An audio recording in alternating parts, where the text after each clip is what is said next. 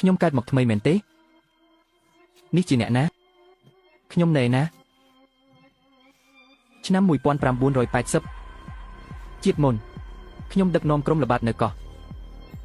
ស្រាប់តែត្រូវក្រុមភេវករវាយប្រហារពួកវាមានអាវុធទំនើប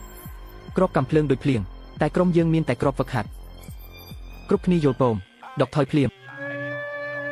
ទៅចុះខ្ញុំនៅចាំការពីខាងក្រោយដើម្បីឲ្យមិត្តរួមក្រុមដកថយដោយសុវត្ថិភាពខ្ញុំម្នាក់ឯងតាក់ទាញពួកទីហ៊ានស៊ីឈ្នួលបរទេសរត់ជិត10គីឡូដីចុងក្រោយក៏ស្លាប់ក្រោមគ្រាប់កាំភ្លើងពួកវា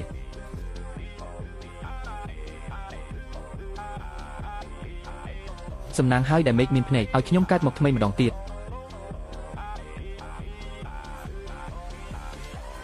ប្តីឲ្យកុំវាអូនអីចង់ឲ្យអូនធ្វើអ្វីក៏អូនធ្វើដែរសូមកុំលួចអូនអីប្តី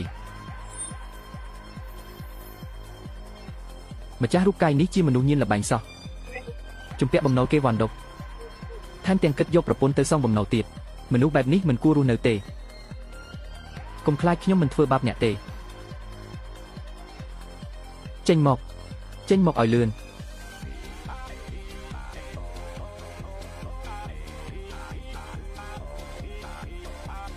ហាហាអាលីងចាន់កាក់សំណល់ជំពាក់បងឡុងវូ150យន់និងដងត្រី30គីឡូមានស្នាមមេដៃច្បាស់បងហៃម៉ៅសូមមេត្តាសូមពន្យាពេលឲ្យពួកយើងបន្តិចទៀតខ្ញុំនឹងខំរកត្រីសងបងត្រីកំពេចកំពុកនឹងឲ្យឆ្មាស៊ីក៏មិនឆ្អែតផងសម្លឹងអ្វីពេលនៅកន្លែងលបែងតែលុតជង្គង់ហៅពួកយើងថាពូមិនឃើញឯងខ្លាំងបែបនេះទេលេងដែរអោហូចង់ស៊ីកំភ្លៀងមែនទេ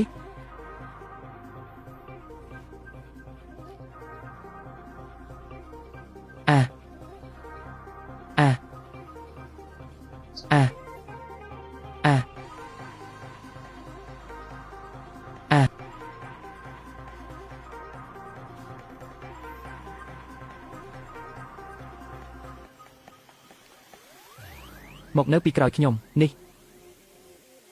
នៅតែជាអាមនុស្សកំសាកដែលចេះតែលេងល្បែងលីងចាន់មែនទេលីងចាន់អ្នកដេកលក់ឬក៏ចង់រកគឿង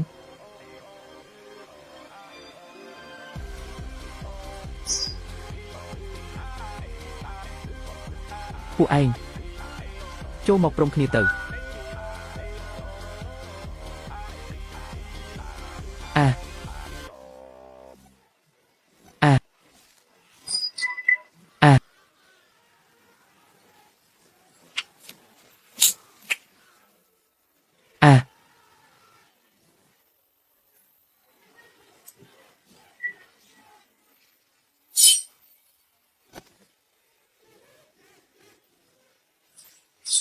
ត្រឡប់មកវិញអ្នកមិនមែនលីងចាន់ទេត្រឡប់ទៅប្រាប់ឡុងវូថាលុយ150 3ថ្ងៃទៀតខ្ញុំនឹងយកទៅជូនគាត់ដល់ដៃអ្នកពិតជាមិនមែនមកសងបំណុលមែនទេគឺប្រាប់គាត់ថាចាប់ពីថ្ងៃនេះទៅកំពុងផែននេះខ្ញុំជាអ្នកសម្រេចអ្នកឈួតហើយមែនទេក្នុងបង្អែករបស់បងឡុងវូគឺពួកចៅសមុទ្រណាអ្វីដែលខ្ញុំនិយាយអ្នកឯងច្បាស់ទេ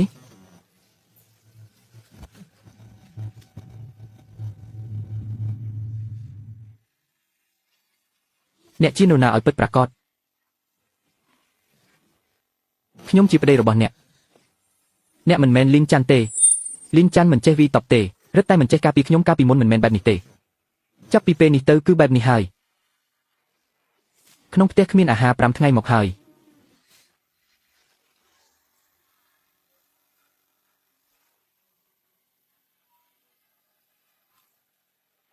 ជីបចោកសោយណាស់ជាតិស្ករចុះទាបហើយកង្វះអាហារូបត្ថម្ភធ្ងន់ធ្ងរអត់អាហារ5ថ្ងៃហើយគាត់ទ្រាំបានយ៉ាងម៉េចទៅ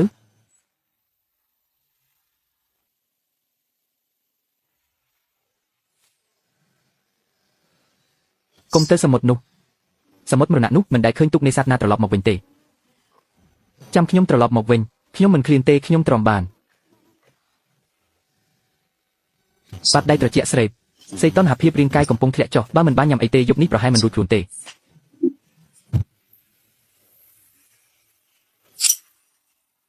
ឧបករណ៍ចាប់សញ្ញាពីជាតិមុនប្រើដៃថែបពិសេសនិងខ្សែរឹងមាំឥឡូវមានតែប៉ុណ្ណេះ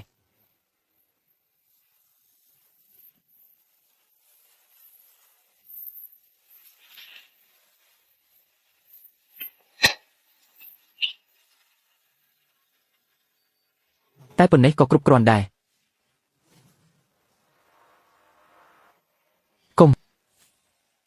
កុំទៅវ៉ាន់អ៊ីខ្ញុំធ្វើឲ្យអ្នកលំបាកហើយហេតុអ្វីគាត់ត្រូវប្រថុយជីវិតដើម្បីខ្ញុំលីនច័ន្ទម្នាក់មុនសំបីតែខ្លួនឯងក៏មិនខ្វល់ផង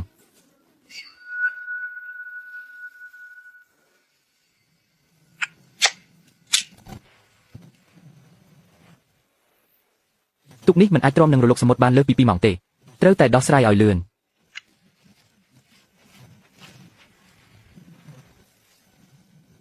នោះមិនមែនអាលីនច័ន្ទទេក្រីព្រឹកព្រលឹមបែបនេះមកលើទូកធ្វើអីលីនច័ន្ទកំពុងធ្វើអីហ្នឹង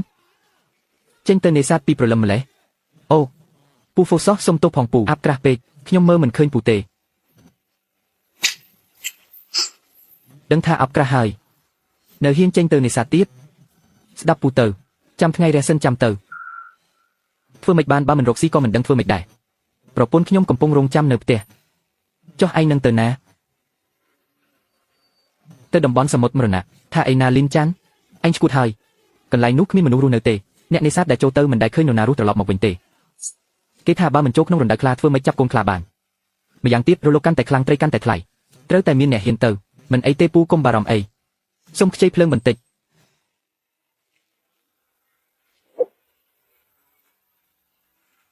ទៅហើយណាពូ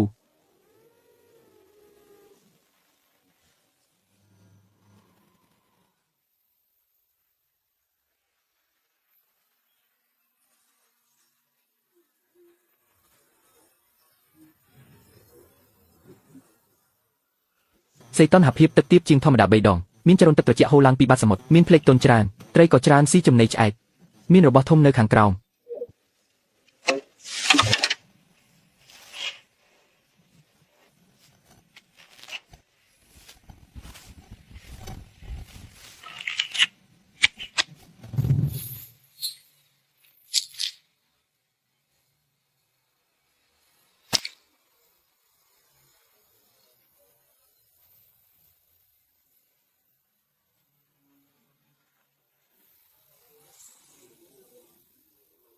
ទីម៉ោង9ប្រវែងប្រហែល1ម៉ែត្រកន្លះ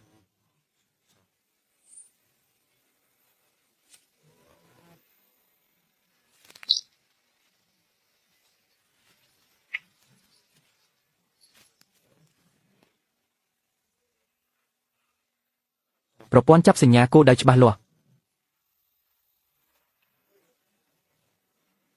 ពួកមុំសាសីមិនមែនមានតែមួយក្បាលទេពួកវាបានក្លិនឈាមហើយត្រីឆ្លាមដែលទើបងាប់គឺជានុយធំបំផុតតែពួកវាស៊ីខ្នែងមុនខ្ញុំនៅមានពេលគ្រប់គ្រាន់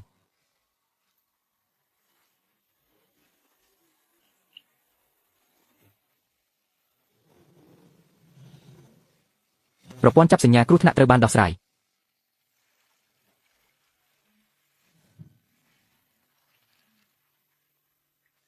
ខ្សងគុជខ្សង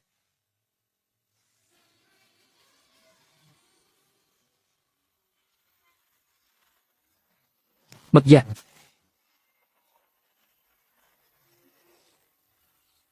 ប្រវែងខ្លួន3ម៉ែត្រកន្លះជញ្ជក់របស់វាមានបន្លាបើជាប់ហើយគឺដកមិនរួចទេនេះទើបជាសត្វសាហាវក្នុងសមុទ្រជ្រៅពិតប្រាកដសមុទ្រមរណៈនេះមានតែមេដឹកនាំតែមួយប៉ុណ្ណោះ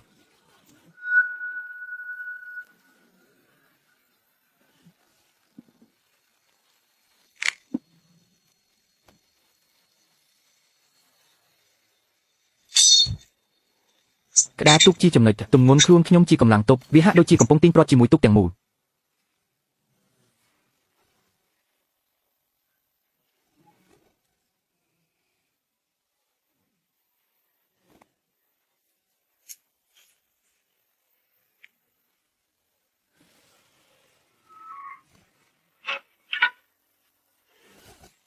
ប្រព័ន្ធប្រសាទរបស់មឹកស្ថិតនៅត្រង់ក្បាលតែសន្លាក់គឺជាចំណុចខ្សោយរបស់វា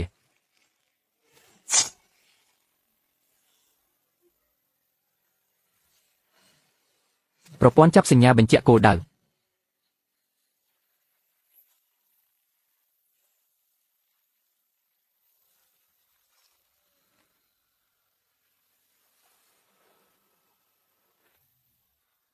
មឹកនេះធ្លាប់លេបរបស់ពីកប៉ាលិចឆ្នាំ1912នៅក្រោមតំបន់សមុទ្រនេះមានកប៉ាល់អង់គ្លេសមួយលេចកាលពីឆ្នាំ1912 បំណុល150យន់មិនមែនជារឿងធំដុំទេ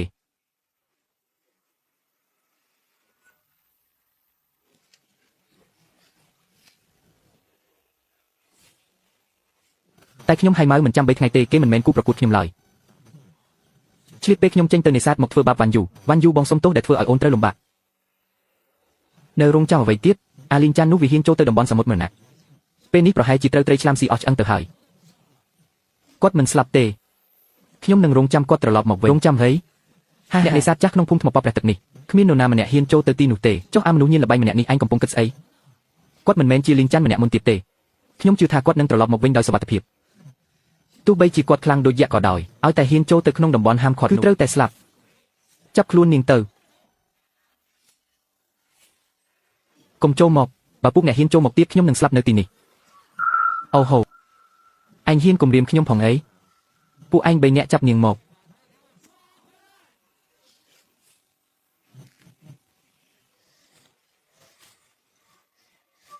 ជប់សិន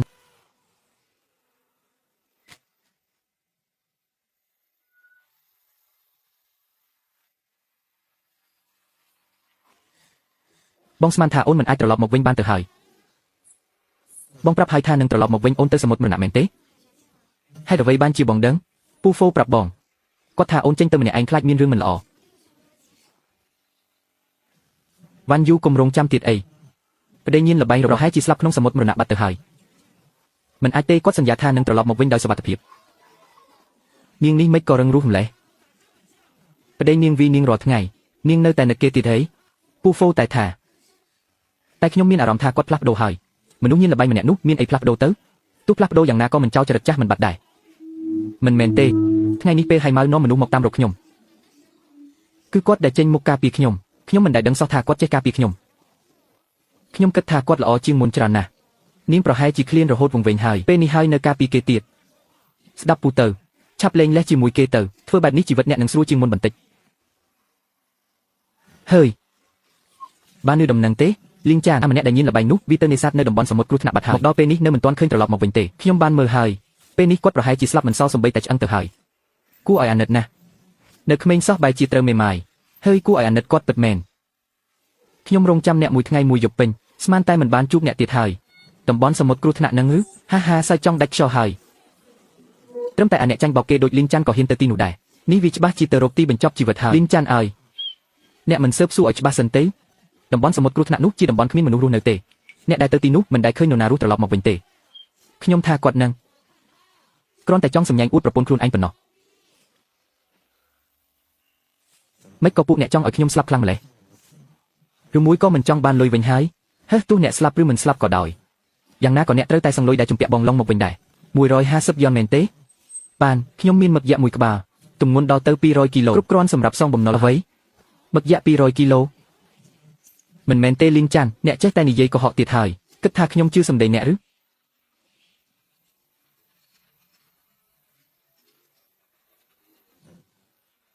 មើលដោយខ្លួនឯងទៅថាវាជាអ្វី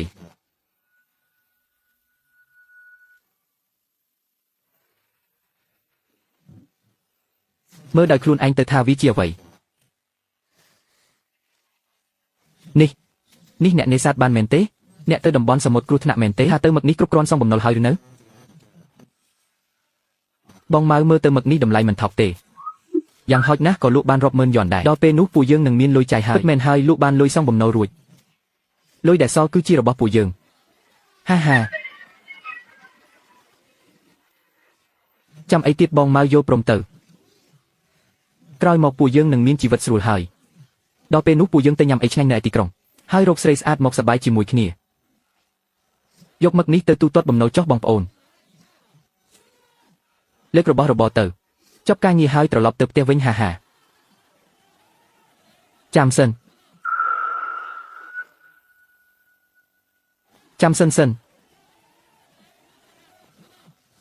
ម៉េច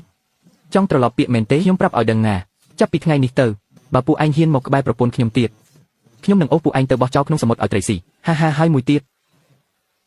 ស្នាមរបួសលើករបស់ប្រពន្ធខ្ញុំនេះគិតយ៉ាងម៉េច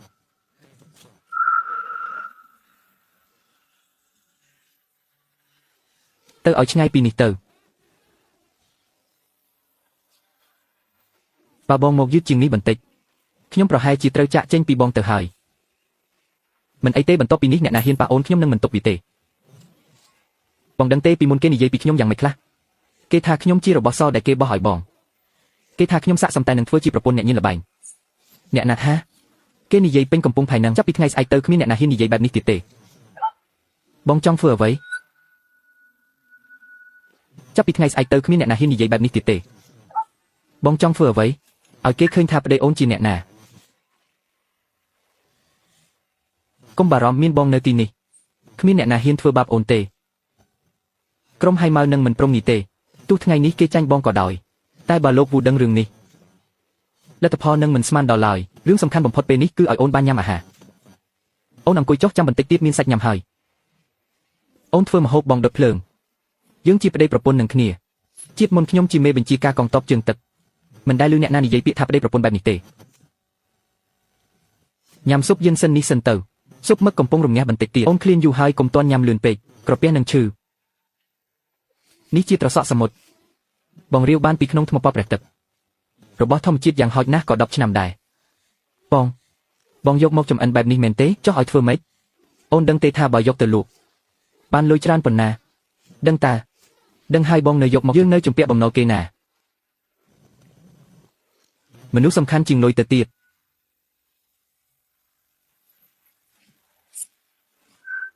បងហាត់កាត់សាច់តាំងពីពេលណាទៅក្នុងសុបិនកុហកទៀតហើយ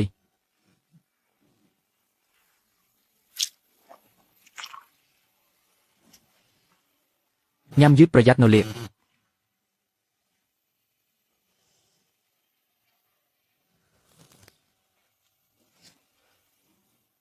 យ៉ាងម៉េចហើយមិនអីទេមែនទេមិនអីទេគ្រាន់តែយូរហើយមិនបានញ៉ាំស៊ុបក្តៅបែបនេះ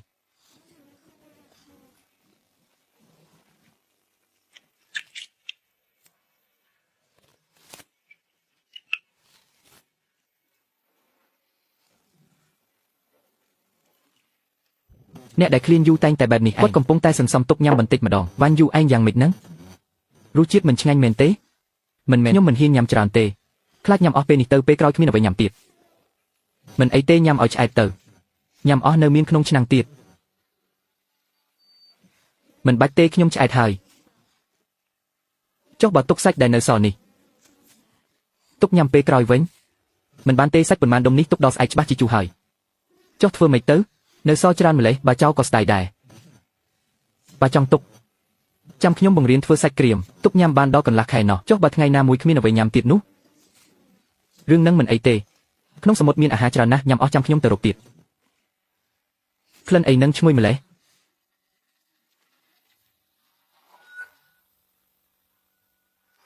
អូមិនមែនផ្ទះលីងចាន់ទេហេនិយាយថាម្សិលមិញហើយម៉ៅមកបង្កចំនួនទៀតមែនទេចុះហេតុអ្វីមិនទាន់ឃើញគេអូសទៅទៀតវ៉ាន់យូគ្រូសាឯងម្សិលមិញត្រឡប់មកផ្ទះយឺតមែនទេស្នាមនៅមាត់ឯងនៅមិនទាន់បាត់ផងមាត់ឯងនេះនិយាយច្រើនម្លេះចង់ឲ្យខ្ញុំដកធ្មេញឯងមែនទេអូលីងចាន់ឯងហ៊ានដល់មាត់ជាមួយខ្ញុំតាំងពីពេលណាលើកមុនឯងចាញ់លបែងនៅមកខ្ជិលលុយខ្ញុំទៀត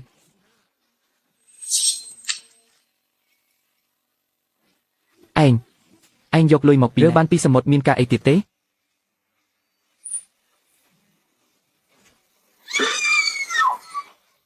ចង់ធ្វើអីលីងចាន់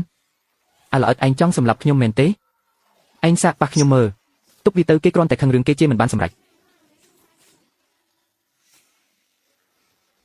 ម្សិលមិញប្តីឯងទៅតំបន់គ្រោះថ្នាក់ហើយចាប់បានមឹកយក្សមួយក្បាលល្បីពេញកំពុងផែអស់ហើយខែមុនលោកចិនរើបានសាកសពសោតនៅមាត់ផែលងវូដឹងរឿងក៏ឲ្យគេវាបំបាក់ជើងគាត់ចោលបាត់ទៅត្រឡប់ទៅប្រាប់ប្តីអ្នកទៅមុនពេលដែលលងវូរកឃើញត្រូវរកវិធីគេចខ្លួនឲ្យលឿន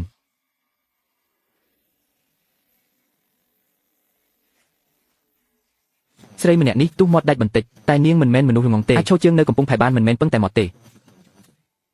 លងវូមិនហ៊ានប៉ះនាងបញ្ជាក់ថាក្នុងបង្អែកនាងមិនធម្មតាឬក៏នាងមានផ្លូវដើរ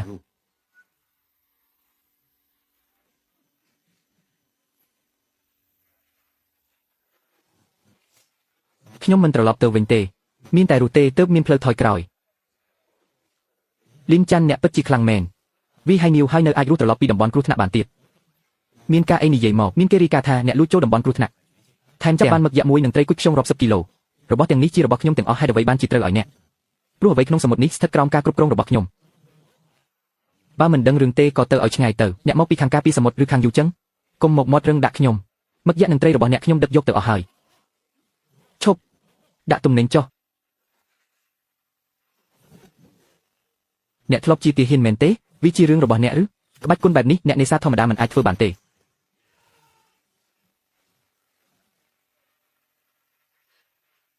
ចេះហើយទឹកទេខ្ញុំអាចទប់ដង្ហើមបាន4នាទីធម្មពលខ្លាំងមែនកាយសម្ទាបែបនេះបើនៅក្នុងកងទ័ពជើងទឹកគឺអាចជាប់ចំណាត់ថ្នាក់លេខ3បានខ្ញុំចង់បានអ្នកមកធ្វើការឲ្យក្រុមត្រីបែបនេះវាខាត់បងណាស់អ្នកយល់ទេខ្ញុំយល់ថាអ្នកមិនមែនជាមនុស្សអាក្រក់ទេគ្រាន់តែអ្នកគ្មានជំរឿលីនចាន់កុំឲ្យខូចឈ្មោះខ្លួនឯងប្រគល់មឹកយ៉ាក់នោះមកឲ្យខ្ញុំសិទ្ធិក្នុងតំបន់មរណៈជារបស់រួមច្បាប់នេះខ្ញុំទទួលស្គាល់តែវាក៏មិនមែនជារបស់លងវូអ្នកដែរមុនថ្ងៃលេខថ្ងៃស្អែកខ្ញុំនឹងយកលិខិតអនុញ្ញាតផ្លូវការពីកងការពីសមុទ្រមកឲ្យមើលអ្នកវាគ្រាន់តែជាអ្នកលេងល្បែងម្នាក់យកអ្វីទៅធ្វើលិខិតផ្លូវការខ្ញុំសួរអ្នកមួយម៉ាត់ហ៊ានភ្នាល់ជាមួយខ្ញុំទេភ្នាល់រឿងអ្វីបើមុនថ្ងៃលេខស្អែកខ្ញុំមិនអាចយកលិខិតអនុញ្ញាតមកវិញទេខ្យងគុជទាំងអស់នេះខ្ញុំប្រគល់ឲ្យអ្នក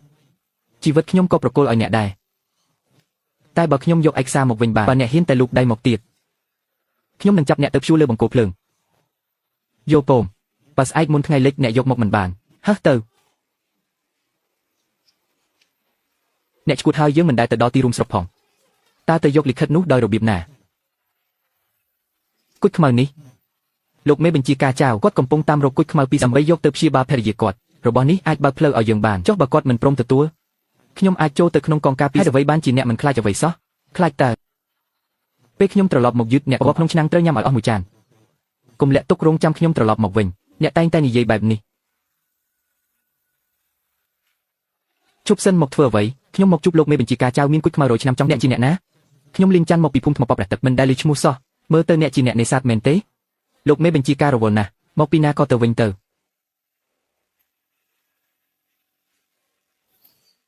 សូមជួយរាយការណ៍ប្រាប់គាត់បន្តិចថាជារបស់មកពីតំបន់សមុទ្រមរណៈ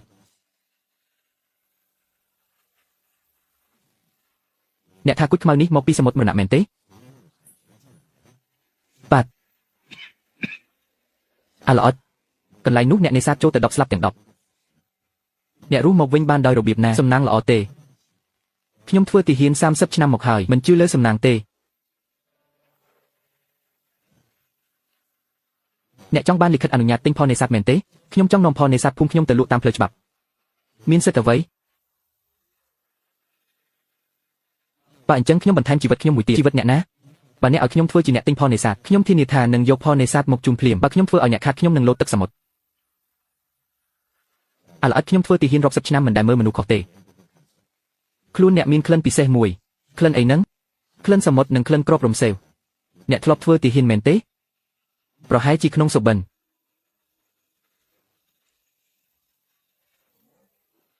ទំនិញសាកល្បង3ថ្ងៃបើមិនល្អនឹងដកហូតវិញមិនបាច់ដល់3ថ្ងៃទេស្អែកនេះធានាថាអ្នកនឹងពេញចិត្តអាល្អិតនេះចាំសិនអ្នកធ្លាប់ជួយជីវិតខ្ញុំម្ដងខ្ញុំជួយអ្នកពេលណា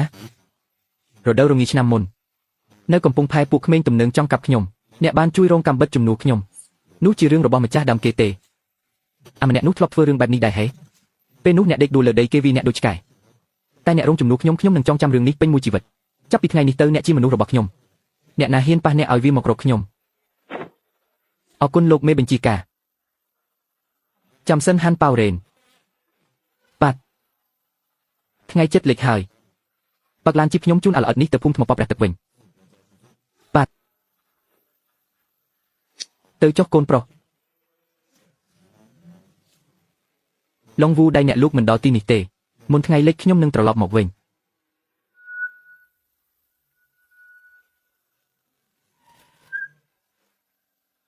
ឡុងវូត្រឡប់មកវិញហើយហេលិខិតអនុញ្ញាតណែណាយកមកមើលបន្តិច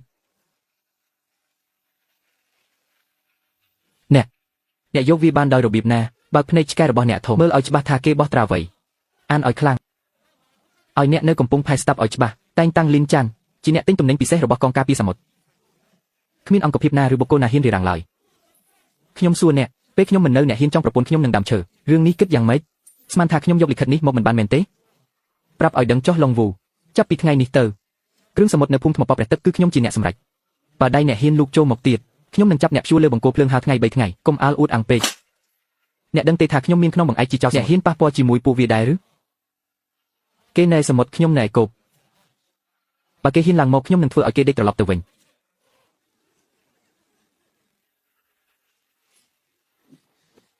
អ្នករកវាបានមែនទេខ្ញុំធ្លាប់សន្យាថានឹងត្រឡប់មកវិញមុនថ្ងៃលិច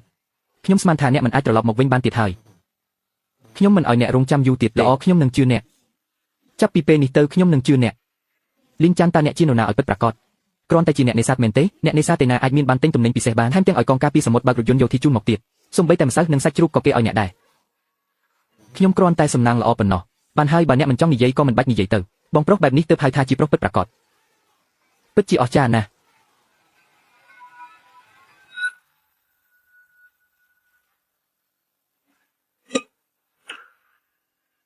លាក់តាំងពីព្រឹកមិញខ្ញុំខុសហើយកុំវាខ្ញុំអីខ្ញុំមិនគួរលាក់ទុកទេលើកក្រោយខ្ញុំនឹងកែខ្លួនជាតិមុនខ្ញុំធ្លាប់ត្រូវគេវាយព្រោះតែរឿងលាក់អាហារនេះគាត់គ្រាន់តែខ្វះភាពកក់ក្ដៅក្នុងចិត្តមិនមែនគាត់លោកខ្លួនទេមកតាមខ្ញុំមក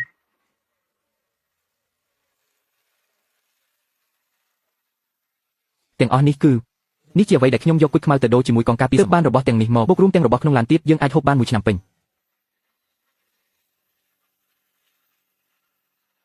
សិនវ៉ាន់យូស្ដាប់ខ្ញុំឲ្យចាប់ពីថ្ងៃនេះទៅទោះបីជាអ្នកបោះត្រីឲ្យសត្វសមុទ្រហូបរាល់ថ្ងៃក៏ជីវិតនេះអ្នកហូបមិនអស់ដែរហាមលាក់អាហារក្នុងបាតចានទៀតហាមយកសាច់ឲ្យខ្ញុំទៀតថ្ងៃដែលត្រូវអត់ឃ្លាន3ថ្ងៃនោះនឹងមិនកើតឡើងទៀតឡើយ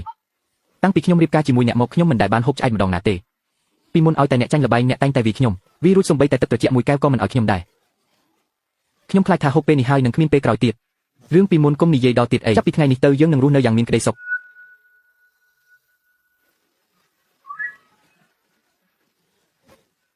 បងចាំងហេតុអ្វីបានជាបងមកទីនេះ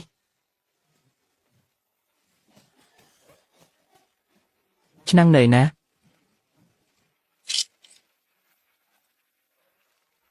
សៀវជូអ្នកនេះជានរណាម៉ែគាត់គឺជាលីងចាន់ដែលកូនធ្លាប់និយាយប្រាប់ម៉ែ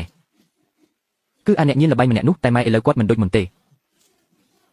អ្នកមីងហូបស៊ុបនេះទៅក្នុងរយៈពេល3ថ្ងៃអ្នកនឹងមិនកប់ដល់ថ្នាក់ដេកមិនលក់ទៀតទេចាប់ពីពេលនេះទៅរៀងរាល់ខ្ញុំឲ្យគេយកត្រីសមុទ្រមកឲ្យរបស់នេះថ្លៃខ្លាំងណាស់យើងយកអីទៅសងគេបើគ្មានលុយគ្រាន់តែនិយាយមួយម៉ាត់មកនិយាយអីមកធ្វើការជាមួយខ្ញុំបងចានបងព្រមនាំខ្ញុំទៅមែនទេកម្លាំងកាយរបស់ឯងបើនៅជាមួយឡុងវូពិតជាខាត់បងណាស់មកធ្វើការជាមួយខ្ញុំនឹងនាំឯងទៅនេសាទត្រីធំរកលុយបានច្រើនបងចានជីវិតខ្ញុំចាប់ពីថ្ងៃនេះទៅជាកម្មសិទ្ធិរបស់បងជីវិតគឺជាជំរឿរបស់ឯងខ្ញុំគ្រាន់តែចង់ឲ្យឯងចាំមួយម៉ាត់ម៉ាត់អីចាប់ពីពេលនេះទៅបើអ្នកណាហ៊ានប៉ះពាល់ប្រពន្ធបងឬអ្នកភូមិឯងត្រូវតែដោះស្រាយវាបងចានរឿងនេះខ្ញុំជំនាញអូនេះមិនមែនជាកូនចៅរបស់ឡុងវូទេហីចុះហេតុអីបានមកនៅទីនេះខ្ញុំមិនមែនជាកូនចៅគេខ្ញុំជាអ្នកវីលុកដៃឆ្វេងរបស់បងចានអ្នកវីលុកអីនេសាទត្រីឬវាយគ្នាធ្វើទាំងអស់ភារកិច្ចឯងពេលនេះគឺវឹកហាត់ហាត់អីហាត់ហើយទឹកហាត់កំបិតហាត់បាតុកខ្ញុំចង់ឲ្យឯងលឿនជាងត្រីក្នុងសមុទ្របងចានបងបង្រៀនខ្ញុំមកខ្ញុំនឹងបង្រៀនឯងតែឯងត្រូវសន្យាជាមួយខ្ញុំមួយរឿងបងនិយាយមកក្នុងរយៈពេល3ខែនេះកុំប្រាប់អ្នកណាថាខ្ញុំជាអ្នកបង្រៀនឯងជាពិសេសគឺឡុងវូហេតុអីព្រោះឯងគឺជាកំបិតដែលខ្ញុំលាក់ទុកក្នុងភូមិមិនទាន់ដល់ពេលមិនអាចបង្ហាញបានទេអាជូនេះសម្រាប់ឯងខ្ញុំដឹងថាឯងមានទំនាក់ទំនងនៅកំពង់ជួយរកទីផ្សារឲ្យខ្ញុំចាប់ពីពេលនេះទៅបើទំនិញខ្ញុំលក់តាមផ្លូវឯងចំណេញយើងបែងចែក3-7ឯងហ៊ាននិយាយមកកើតខ្ញុំធ្វើការនៅកំពង់ផែ5ឆ្នាំអ្នកណាក៏គោរពខ្ញុំដែរឯងធ្វើ5ឆ្នាំហើយតើឯងសល់លុយប៉ុន្មានឯងគ្រាន់តែជាអ្នករត់ការគេឲ្យលុយតិចតួចតើឯងឆ្អែតទេយ៉ាងហោចណាស់ក៏ល្អជាងឯងដែលទើបតែចេញសមុទ្រដែរអ្នករត់ផ្លូវចែកចាយឬអាហារសមុទ្រដែលអ្នកដទៃរកមិនបានខ្ញុំរកបានចុះអ្នកលក់ចេញទេចំណេញបែងចែក3និង7តើបានទេតែបើទំនិញអ្នកមិនខ្ញុំមិនលក់ឲ្យទេ3ថ្ងៃទៀតទំនិញសមុទ្រជ្រៅដំបងអ្នកមកពិនិត្យដោយខ្លួនឯង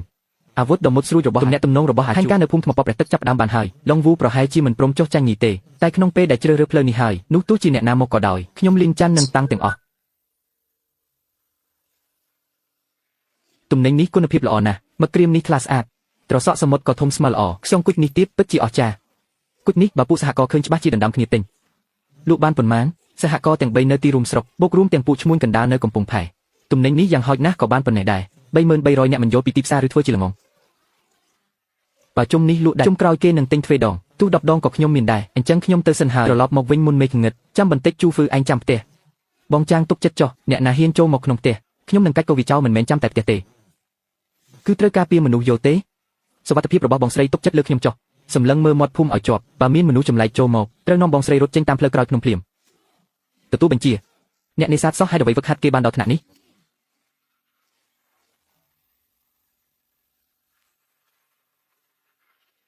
មួយនេះមិនបានទេ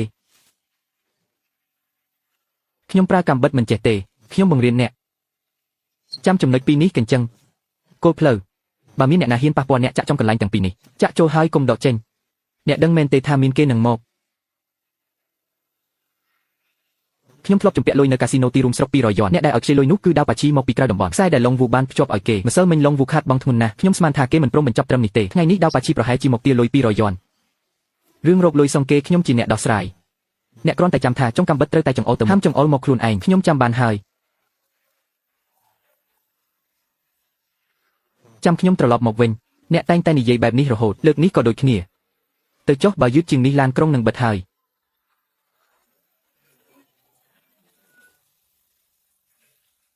លីនចាន់ជំពាក់លុយខ្ញុំ200យ៉នថ្ងៃនេះត្រូវសងទាំងដើមទាំងការបើគ្មានសងទេយកប្រពន្ធគេមកជំនួសឡុងវូប្រាប់ថានាងជាអ្នកក្រុងដែលមកធ្វើការនៅទីនេះមុខមាត់ស្អាតណាស់បើលក់ទៅក្រៅតំបន់យ៉ាងហោចណាស់ក៏បាន570យ៉នដែរចុះឲ្យជូវិញឮថាវាមានកម្លាំងខ្លាំងណាស់ស្ទៀវម្នាក់តើវាបានប៉ុន្មានអ្នកទៅពួកឯង2នាក់ចូលទៅចាប់វាឲ្យជាប់បើវាហ៊ានកម្រើកវានឹងគោលកំភ្លើងហាមបាញ់កំភ្លើងបើសំឡេងនឹងមានរឿងមុនមេឃងឹតត្រូវចូលទៅក្នុងភូមិទំនិញពេញមួយរទេះតម្លៃ323យ៉នលក់ដាច់អស់រលីងថៅកែធំប្រធានសហករណ៍នៅកំពង់ផែស្រុកគេសម្លឹងមើលមិនដាក់ភ្នែកទេគេចាប់ដៃខ្ញុំសួរថាទំនិញពេលណាបានមកដល់3ថ្ងៃទៀតបង្កើនចំនួនទ្វេដងបង្កើនទ្វេដង3ថ្ងៃទៀតយកអ្វីទៅឲ្យគេថ្ងៃស្អែកយើងនឹងចេញទៅសមុទ្រល្អណាស់បើធ្វើបែបនេះក្រោយចូលឆ្នាំយើងនឹងក្លាយជាអ្នកមានបំផុតក្នុងតំបន់នេះមានរឿងអ្វីមានអ្វីខុសមែនទេនៅលើដីមានស្នាមកង់ឡានហើយក៏មានស្នាមជើងមនុស្សចម្លែកជើងកែងមិនមែនជារបស់អ្នកភូមិទេហើយមានច្រើនគូទីមនុស្សរបស់ឡុងវូមិនជិះឡានបែបនេះទេមកពីក្រៅតំបន់អ្នកដឹងបានយ៉ាងម៉េចអ្នកចាំនៅទីនេះមើលទំនិញឲ្យល្អមុនមេឃងឹតបើខ្ញុំមិនទាន់មកវិញអ្នកត្រូវរីកាទៅក្រុមការពារលីនចឹង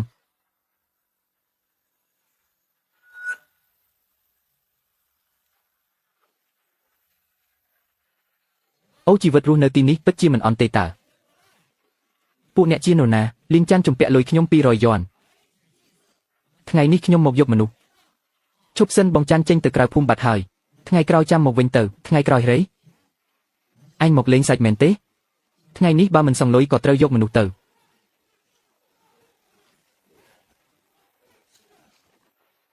បងស្រីកុំចេញមកអីអញក៏មិនធម្មតាដែរតើមិនចម្លែកទេដែលឡុងវូថាអញជាមនុស្សរឹងរូសចូលមកខ្ញុំមានកម្លាំងដល់ទៅ100ពួកឯងចូលមកទៀតមើលអ្នកណាហ៊ានប៉ះខ្ញុំបងស្រីខ្ញុំនឹងកាច់កោពួកវាចោលទាំងអស់កម្រើកទៀតខ្ញុំបាញ់ចោលឥឡូវហើយអញសាកបាញ់មើលបងច័ន្ទត្រឡប់មកវិញនឹងចាប់ពួកឯងបោះទៅសមុទ្រឲ្យត្រីស៊ីអាល្អិតមាត់រឹងណាស់ញ៉ែកម្លាំងខ្លាំងយ៉ាងណាក៏មិនឈ្នះកំភ្លើងដែរចាប់វាចុះ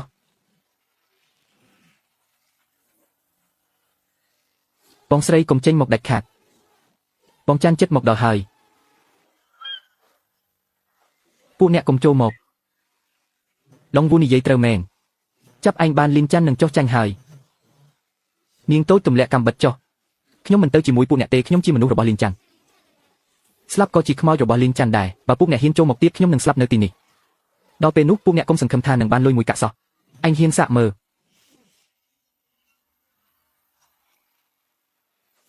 ើលអ្នកណាហ៊ានប៉ះនាងទម្លាក់ចុះខ្ញុំមកដល់ហើយ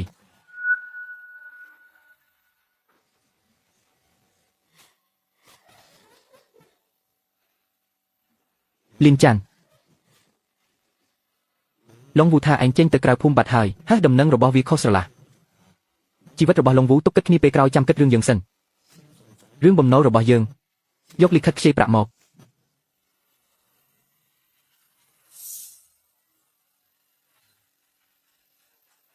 សង300នេះឲ្យរួចរាល់ទៅលីនចាន់ឯងពិតជាមិនធម្មតាមែនឡុងវូថាឯងដូចមនុស្សផ្សេងពីមុនថ្ងៃនេះខ្ញុំជឿហើយពីមុនឯងចាញ់រហូតដល់អស់ខ្លួនមិននឹកស្មានថាឥឡូវមានវិធីសាស្ត្រខ្លាំងម្ល៉េះសងរួចហើយក៏ត្រឡប់ទៅវិញទៅប្រាប់ឡុងវូផងលើកក្រោយឲ្យវាមកដោយខ្លួនឯងកំពូនក្រោយខ្នងអ្នកដទៃទៀត ហេះកុំមកធ្វើមុខដាក់ខ្ញុំប្រាប់ឲ្យទៅឲ្យឆ្ងាយបានហើយអាល្អិតថ្ងៃនេះទុកមុខឲ្យឯងម្ដងបើបានលុយហើយខ្ញុំមិនប៉ះពាល់ប្រពន្ធឯងទេតែផែននេះមិនមែនជារបស់ឯងម្នាក់ឯងទេបានអនុញ្ញាតរបស់ឯងថ្ងៃណាមួយខ្ញុំនឹងហែកវាចោលចាំមើលទៅ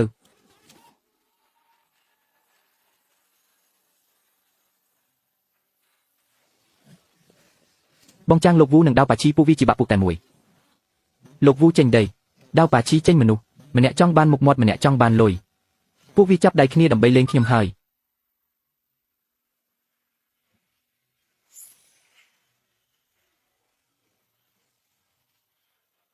មានរឿងអីលីនចាន់ខ្ញុំសុំនិយាយខ្លីចុះ3ថ្ងៃមុនខ្ញុំបានបញ្ជូនទូកល្បាត3គ្រឿងទៅពិនិត្យការរត់ពន្ធនៅសមុទ្រខាងកើតរហូតមកដល់ពេលនេះគ្មានសញ្ញាណាមួយត្រឡប់មកវិញទេតើលោកចង់ឲ្យខ្ញុំធ្វើអ្វីទូករបស់កងល្បាតសមុទ្រទាំងអស់ជាប់គាំងនៅផែរលកធំពេកមិនអាចចេញទៅបានទេខ្ញុំសង្ស័យថាពួកគេប៉ះជាមួយក្រុមរត់ពន្ធប្រដាប់អាវុធពីបរទេសអាវុធកម្រិតណាតែអាចធ្វើសកម្មភាពក្នុងរលកធំបែបនេះបានក្រុមល្បាតរបស់ខ្ញុំបាត់ដំណឹងទាំងស្រុងលោកសាក់គិតមើលទៅថាវាខ្លាំងកម្រិតណាមនុស្ស4ទៅ5មួយនាក់មានឧបករណ៍ជំនាញធ្លាប់ឆ្លងកាត់ការវឹកហាត់ប្រយុទ្ធតាមសមុទ្រមិនមែនចៅសមុទ្រធម្មតាទេគឺជាឃាតករអាជីពពេញមួយឆ្នេរសមុទ្រខាងកើតនេះអ្នកដែលអាចចេញទៅសមុទ្រក្នុងអាកាសធាតុបែបនេះបានមានតែលោកលីនចាន់ម្នាក់ប៉ុណ្ណោះលោកនឹងឲ្យអ្វីដល់ខ្ញុំកាំភ្លើងវែងមួយដើមគ្រាប់100គ្រាប់និងកាំបិទយោធាមួយដើមប៉ុណ្ណឹងគ្រប់គ្រាន់ទេគ្រប់គ្រាន់ហើយលោកយកព្រមហើយមែនទេតែខ្ញុំមានលក្ខខណ្ឌមួយនិយាយមក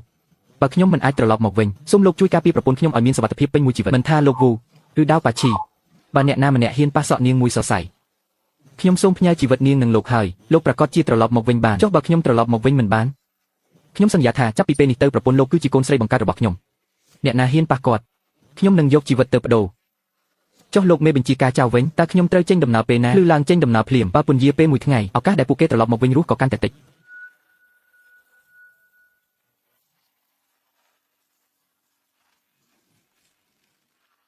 បងនឹងចេញទៅសមុទ្រមែនទេបាទសមុទ្រខាងក្រៅកំពុងមានរលកធំបង3ថ្ងៃក្នុងរយៈពេល3ថ្ងៃខ្ញុំនឹងត្រឡប់មកវិញបងតែងតែនិយាយថា3ថ្ងៃរហូតលើកនេះពិតមែនហើយបើបងហ៊ានស្លាប់នៅខាងក្រៅខ្ញុំនឹងលោតទឹកសមុទ្រទៅរកបងមានអូនរងចាំនៅផ្ទះខ្ញុំមិនហ៊ានស្លាប់ទេអញ្ចឹងបងសន្យាជាមួយខ្ញុំមកត្រូវត្រឡប់មកវិញទាំងរស់បានចាំទុកណាកំបិតត្រូវតែចង្អុលទៅមុខហាមចង្អុលមកខ្លួនឯងចាំទុកណាមិនថាអ្នកណាទេគឺត្រូវចង្អុលទៅមុខចាស់រងចាំខ្ញុំត្រឡប់មកវិញបងតែងតែនិយាយថាចាំបងត្រឡប់មកវិញលើកនេះក៏ដូចគ្នា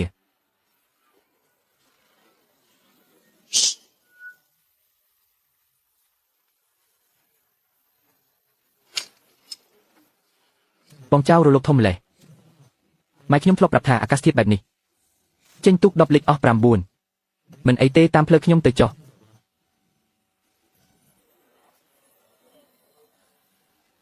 កាន់ចង្កូតឲ្យជាប់មើលទៅមុខនោះជាឧបករណ៍បញ្ជូនសញ្ញាផលិតនៅរុស្ស៊ីបើបងទៅមុខកន្លះម៉ៃទៀតខ្សែដែកនឹងរុំជាប់ក្បាលម៉ាស៊ីនរួចពួកគេនឹងឃើញសញ្ញានៅលើច្រាំងចុះធ្វើម៉េចកាត់ខ្សែវាចោលសិនទៅជូជឺចាំទុកណាបន្តិចទៀតយើងនឹងចូលតំបន់ប្រយុទ្ធពួកគេមានកាំភ្លើងមានគ្រាប់បែកហើយមានអាវុធទំនើបទៀតតែនេះជាសមុទ្ររបស់យើងនៅលើសមុទ្រនេះកាំភ្លើងមិនស៊ូនឹងខួរក្បាលទេបើតាមកន្លងទូកខ្ញុំផ្លូវដែលខ្ញុំឆ្លងកាត់ទើបជាផ្លូវរស់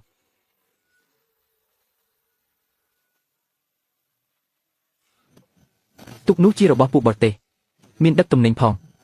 លើក្បាលទូកមានដាក់កាំភ្លើងយន្តនោះគួរតែមានមនុស្ស4ទៅ5នាក់យាមក្រុមល្បាតប្រហែលជានៅក្នុងរូងថ្មលើកោះនោះហើយបងសានយើងមានតែរ៉ៃហ្វលមួយដើមនិងលំពេងឆ្កេះត្រីមួយប៉ុណ្ណោះកុំតាំងផ្ទាល់ជាមួយពួកគេអីមើលចុះទឹកចិត្តស្រកអស់ហើយទឹកនៅខាងកើតកោះជម្រៅត្រឹមតែ1ម៉ែត្រពីទឹកទេទូកលបឿនលឿនរបស់ពួកគេត្រូវការជម្រៅ1ម៉ែត្រ5ទឹកពួកគេចូលមិនរួចទេតែទូកយើងត្រូវការតែ80សង់ទីម៉ែត្រប៉ុណ្ណោះយើងទៅបានបងចង់ឲ្យយើងវាងទៅខាងកើតកោះមែនទេលួចចូលពីក្រោយពួកគេចេះប្រើទេកាលពីក្មេងខ្ញុំធ្លាប់រៀនជាមួយកងជីវពលបាញ់មិនចំមិនអីទេឲ្យតែសំលេងកាំភ្លើងគឺបានហើយពេលលឺសំលេងហើយត្រូវរត់ទៅទីខាងលិចដើម្បីតាក់ទាញពួកគេចេញទៅចុះបងសឹងវិញ ខ្ញុំទទួលបន្ទុកជួយមនុស្សអញទទួលបន្ទុកតាក់ទាញពួកគេចេញទៅអញធ្វើបានទេអញទម្ងន់ចិត្ត100គីឡូអាចដកដង្ហើមក្នុងទឹកបាន4នាទីធ្លាប់វីក្មេងទំនួលកាប់មុខមកហើយប្រាប់មកថាអញធ្វើបានឬអត់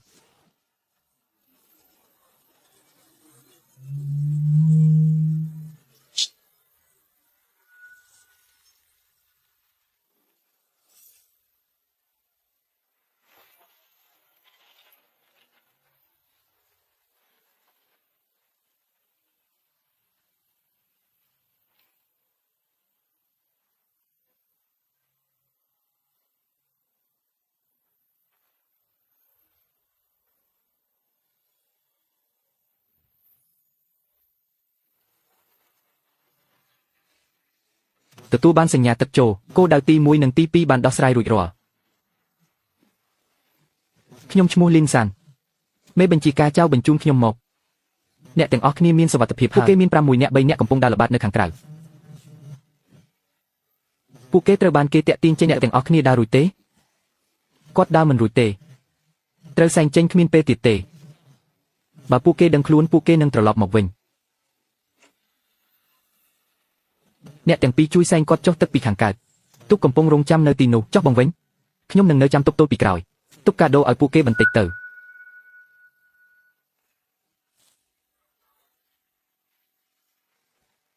មិនដឹងទេ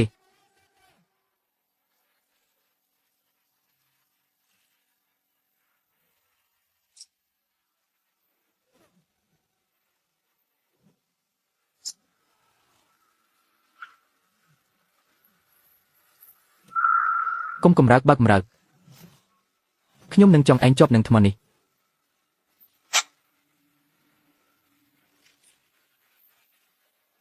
ជួចង់មនុស្សទាំង3នាក់នេះឲ្យជាប់បងសានខ្ញុំទើបតែបាញ់កាំភ្លើង2គ្រាប់នៅខាងកើតពួកវាទាំងអស់គ្នារត់ទៅខាងលិចអស់ហើយខ្ញុំក៏វៀងរង្វង់ត្រឡប់មកវិញមិនមែនឯងថាឯងមិនស្គាល់ផ្លូវទេខ្ញុំមិនស្គាល់ផ្លូវមែនតែខ្ញុំស្គាល់ទីខ្យល់បក់ទៅណាខ្ញុំរត់ទៅនឹងទឹកក៏ត្រជាក់ណាស់បងសានសរសើរខ្ញុំទៀតហើយចាំដល់ផ្ទះចាំសរសើរទៀតទៅយើងត្រឡប់ទៅផ្ទះវិញបាទបងសាន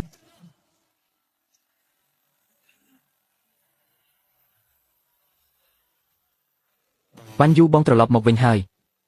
គ្រប់3ថ្ងៃល្មម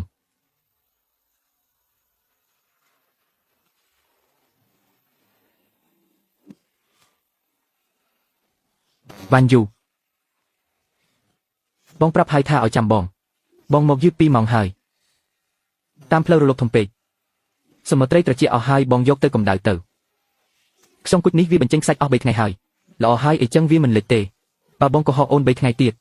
អូននឹងលោតទឹកសមុទ្រពិតមែនហើយលេងកុហកហើយទៅណាថ្ងៃក្រោយបងនឹងនាំអូនទៅជាមួយពាក្យដែលបងនិយាយអូនចាំទាំងអស់ចាំបានហើយល្អណាស់ទៅផ្ទះញ៉ាំសុំមួយគ្នា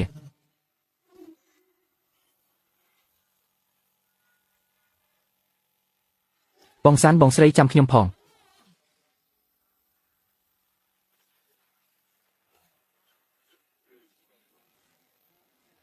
សមិទ្ធលីនសានឈរត្រង់សមិទ្ធលីនសានបានដឹកនាំក្រុមចូលទៅតំបន់សមុទ្រគ្រោះថ្នាក់បានបង្ក្រាបក្រុមប្រដាប់អាវុធបរទេសជាច្រើនអ្នកនិងជួយសង្គ្រោះកងការពារសមុទ្របាន3នាក់តាមការអនុញ្ញាតពីថ្នាក់លើយើងផ្ដល់ជូននូវឧបករណ៍ការពារនិងទំនាក់ទំនងពេញឈុតដើម្បីធានាសុវត្ថិភាពក្នុងការល្បាតសមុទ្រសូមអរគុណលោកមេបញ្ជាការអាឡអត់ថ្នាក់លើបានពិនិត្យប្រវត្តិរូបរបស់ឯងតែវាទេស្អាតសោះឯងជានរណាឲ្យពិតប្រាកដឯងជានរណាឲ្យពិតប្រាកដគ្រាន់តែជាអ្នកនេសាទធម្មតាទេបានហើយមិនថាឯងជានរណាទេសមុទ្រតំបន់នេះឯងជួយមើលថែផងខ្ញុំទុកចិត្តក្លិនឯងនឹងឈ្មោះម្លេះលោកមេបញ្ជាការនេះជាសមុខខ្យងគុជដែលទើបនឹងចំអិនសូមលោកពិសាមួយចានសិនទៅស្នាដៃមិនអន់ទេលីនសានឯងពិតជាមានសំណាងណាស់មែនហើយទាហាន3នាក់ដែលឯងជួយសង្គ្រោះគេផ្ដាំមកថាចង់រៀនជំនាញប្រយុទ្ធពីឯងឲ្យពួកគេសម្រាប់ព្យាបាលរបួសសិនទៅជាសេះស្បើយចាំមកចុះសមុទ្រជាមួយខ្ញុំហាល្អខ្ញុំនឹងឆ្លើយតបជំនួសពួកគេអីចឹងខ្ញុំសូមត្រឡប់ទៅវិញបើមានអ្វីឲ្យខ្ញុំជួយប្រាប់ខ្ញុំបានគ្រប់ពេលជម្រាបលាលោកមេបញ្ជាការចៅទុកមេដៃនេះឲ្យល្អ ប្តីរបស់ខ្ញុំទទួលបានមេដាយនេះគឺដោយសារតែការខិតខំរបស់បងគឺជាកម្លាំងចិត្តដែលធ្វើឲ្យខ្ញុំត្រូវតែរស់គឺជាកម្លាំងចិត្តដែលធ្វើឲ្យខ្ញុំត្រូវតែរស់ត្រឡប់មកវិញមើលដៃបងនេះចុះចាប់ពីពេលនេះទៅកុំប៉ះត្រីទៀតអីបើមិនប៉ះត្រីតើឲ្យខ្ញុំធ្វើស៊ុបឲ្យអូនញ៉ាំយ៉ាងម៉េចពិតមែនហើយបងប្រកាសជាឃ្លានហើយខ្ញុំនឹងទៅយកស៊ុបមកឲ្យបង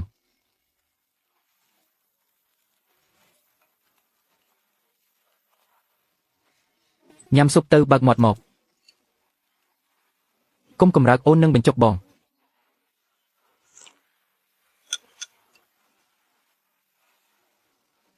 ហាខ្ញុំមិនបានឃើញអ្វីទាំងអស់ខ្ញុំទៅកំពង់ផែសិនហើយហាជូជឿក្នុងឆ្នាំងនៅមានស៊ុបចូលមកញ៉ាំសិនមកបងថ្លៃខ្ញុំមិនចូលទៅទេខ្ញុំខ្មាស់គេណាស់ចូលមកស៊ុបត្រជាក់អស់ហើយឆាប់មក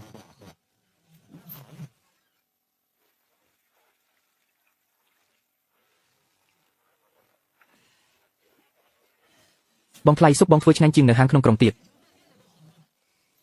បើអញ្ចឹងថ្ងៃក្រោយបងធ្វើឲ្យញ៉ាំរាល់ថ្ងៃបើអញ្ចឹងខ្ញុំនឹងចាប់ត្រីមកឲ្យបងថ្លៃរាល់ថ្ងៃដែរ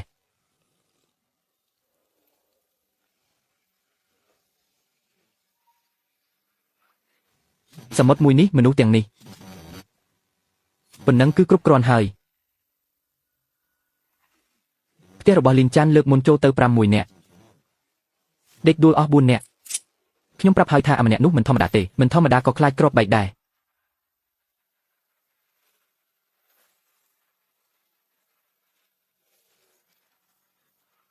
បងប្រាំរបស់នេះបានមកពីណាមេធំយកមកពីក្រៅប្រទេសដើមឡើយគឺសម្រាប់បំផ្ទុះថ្មប៉ព្រះទឹកឥឡូវយកមកប្រើជាមួយលីនចាន់បងគិតនឹងបំផ្ទុះផ្ទះវាមិនមែនផ្ទះទេគឺបំផ្ទុះទុករបស់វាបើគ្មានទុកវាគ្រាន់តែជាមនុស្សគ្មានប្រយោជន៍តើពេលណាទើបយើងចោះដាក់នេះទៅតាមផ្លូវសមុទ្រកុំទៅផ្លូវចូលភូមិផ្លូវនោះវាដាក់អន្ទាក់អស់ហើយទុក5គ្រឿងមនុស្ស40នាក់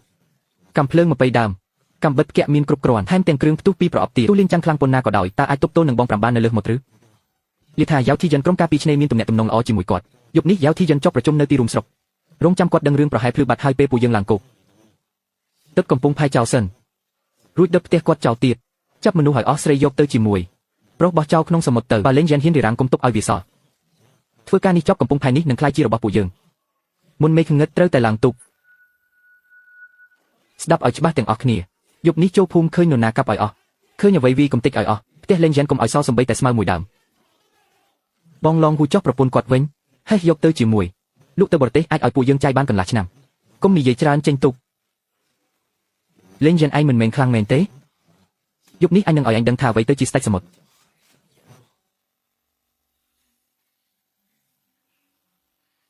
លីនចាន់ឡុងហូមកពីតាមសមុទ្រហើយទុក5គ្រឿងមនុស្សរាប់សិបនាក់មានទាំងគ្រឿងផ្ទុះទៀតពេលណាទើបវាមកដល់ខ្ញុំឬកូនចៅវានិយាយនៅកំពង់ផែយប់នេះវាចូលពីតាមសមុទ្រឡងហូលើកនេះវាលេងបដូរជីវិតហើយអរគុណហ្វូបូសង្គ្រាមមកដល់ទៀតហើយខ្ញុំមិនទៅទេអ្នកត្រូវតែទៅរាល់ដងអ្នកតែងតែឲ្យខ្ញុំទៅព្រោះតែអ្នកនៅរស់ទើបខ្ញុំមានផ្លូវថយជូអ្នកភូមិទាំងអស់ទៅជួបជុំគ្នានៅទីលានហេឈីមានរឿងអ្វីចៅសមុទ្រមកហើយវាមានទាំងកំបិតនិងកំភ្លើងចៅសមុទ្រធំហើយធ្វើម៉េចទៅក្រុមដែលធ្លាប់មកបង្កហេតុលើកមុនមានតែ6នាក់ទេលើកនេះដល់ទៅ40នាក់ពួកយើងទប់មិនជាប់ទេរត់ទៅអ្នកទាំងអស់គ្នារត់ស្អីមានបងយ៉េងនៅទីនេះស្ងាត់ទាំងអស់គ្នាស្ដាប់ខ្ញុំនិយាយឡងហូដឹកនាំទូក5គ្រឿងយប់នេះវានឹងមកពីតាមសមុទ្រពួកវាចង់ដុតភូមិយើងហើយប្លន់យកទ្រព្យសម្បត្តិយើងទៀតចុះយើងត្រូវធ្វើម៉េចយើងមានអីទៅទប់ទល់នឹងពួកយកជីវិតទៅបដូរបើអ្នកមិនហ៊ានទេបើពួកវាចូលមកក្នុងភូមិទាំងប្រពន្ធកូនស្រីនិងស្បៀងអាហាររបស់អ្នកគឺមិនសល់អ្វីទាំងអស់លីងចានអ្នកថាត្រូវធ្វើម៉េចពួកយើងស្ដាប់តាមអ្នកយើងនឹងប្រយុទ្ធជាមួយអ្នកត្រូវហើយតាមលីងចានទៅយល់ព្រមតាមគេទៅប្រុសក្នុងភូមិថ្មប៉ព្រះទឹកយើងគ្មានអ្នកណាខ្លាចស្លាប់ទេគ្រប់គ្នាស្ដាប់ការរៀបចំរបស់ស្ត្រីទាំងអស់ចាស់និងក្មេងត្រូវជម្លៀសទៅផ្ទះចាស់នៅក្រោយភ្នំអាជូអ្នកជាអ្នកដឹកនាំចាស់ខ្ញុំមិនទៅទេខ្ញុំនៅកាន់កំបិតបានការពារបានប៉ុណ្ណាគឺប៉ុណ្ណឹងនេះជាបញ្ជាអ្នកនៅរស់ទើបខ្ញុំមានផ្លូវថយទៅចុះកុំមកធ្វើជាបន្ទុកពេលពួកយើងកំពុងប្រយុទ្ធឯប្រុសនៅទីនេះជាមួយខ្ញុំទៅកំពង់ផែ ហើយជួអ្នកដឹកនាំមនុស្ស10នាក់ទៅការពីកំពង់ផែខាងកើតខ្ញុំនឹងទៅការពីកំពង់ផែខាងលិចជាមួយមនុស្ស10នាក់ឯអ្នកដែលនៅសល់យកទូកនេសាទទាំងអស់ក្នុងភូមិអូសទៅដាក់នៅផ្លូវទឹកខាងក្រៅកំពង់ចត់តឹងដើម្បីបិទផ្លូវពួកវាយកទូកនេសាទទៅបិទផ្លូវទូកធំ5គ្រឿងរបស់ពួកវាបុកបន្តិចក៏បែកដែរបុកបែកមែនតែបុកហើយម៉ាស៊ីនទូកពួកវាក៏ចប់ដែរបងចាងពួកវាមកដល់ហើយឃើញហើយតែគ្មានមនុស្សសោះលីនចាន់រត់បាត់ហើយមិនស្រួលទេស្ងាត់ពេកហើយស្ងាត់មានអីបងវូក្នុងទឹកមានអ្វីម្យ៉ាងអានឹងវាចោលសំណាញ់នេសាទទាំងអស់ចូលក្នុងទឹក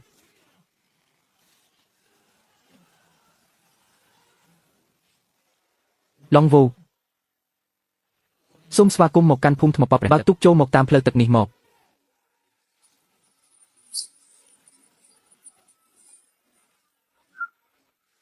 លីនចាន់អញនឹងបាញ់ឯងឲ្យស្លាប់បាញ់មកគ្រាប់កាំភ្លើងដែលឯងកាន់យកមកពីទូកឡងវូមែនទេវាត្រាំទឹកសមុទ្រហើយបាញ់មិនផ្ទុះទេ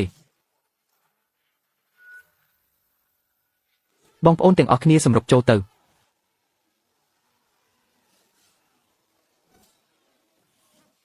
ថយក្រោយឡើងគុកវិញបងសានពួកវាគេចខ្លួនបាត់ហើយសម្អាតពួកដែលនៅក្នុងទឹកនេះសិនទៅ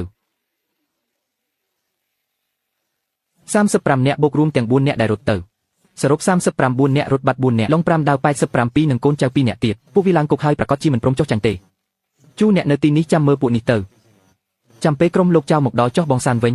ខ្ញុំទៅភ្នំខាងក្រោយមានអ្នកស្រីនៅទីនោះកុំចូលមកចិត្តពួកយើងថយចេញទៅយើងត្រូវការតែសិនវ៉ាន់យូប៉ុណ្ណោះខ្ញុំមិនចង់វាអ្នកទេមិនថយទេបើខ្លាំងមែនក៏វាខ្ញុំឲ្យស្លាប់ទៅ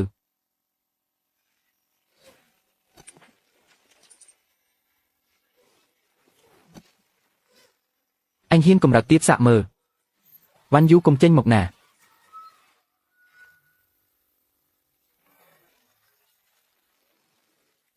កុំចូលមកចិត្តខ្ញុំនាងនេះកាន់កាំបិតទៀតហើយលើកមុនលីនសានសង្គ្រោះនាងលើកនេះគេមិននៅទីនេះទេបើអញហ៊ានបោះជំហានមួយទៀតខ្ញុំនឹងតស៊ូជាមួយអញដល់ទីបញ្ចប់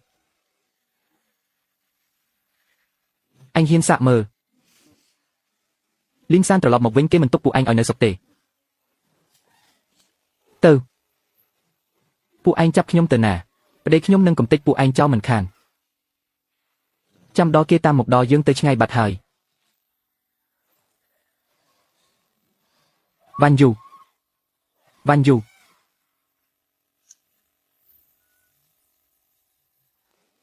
ឆាប់ទៅឡើងទូកបានគឺសុវត្ថិភាពហើយ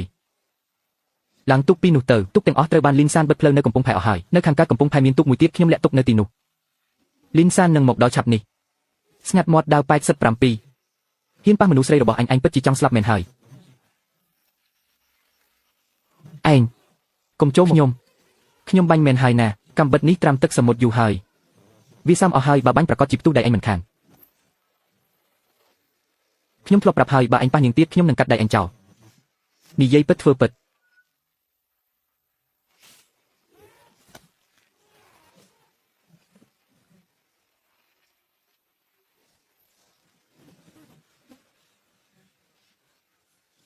តើអូនមានរបួសត្រង់ណាទេអត់ទេមុខអូនមានឈាមរបស់នរណាមិនមែនរបស់ជារបស់អាជូគេរងជំនួសខ្ញុំទើបសន្លប់បាត់ទៅអាជូពួកអញពីរនាក់ចាប់អាឡុងវូនិងអាដាវប៉ាជីចង់ឲ្យជាប់បើចង់មិនជាប់ទេខ្ញុំនឹងចាប់ពួកឯងចង់បោះចោលក្នុងសមុទ្របងសាននេះបងម្នាក់ឯងចាប់ពួកវាបានទាំងអស់ហ្នឹងជូជីវយកពួកវាទៅប្រគល់ឲ្យលោកមេបញ្ជាការចៅចាត់ការហ៊ានចាប់ប្រពន្ធបងទៀតផងលើកមុនបងសានទុកជីវិតឲ្យហើយសំណាងហើយដែលមិនស្លាប់នៅហ៊ានមកទៀតដៃខ្ញុំឈឺណាស់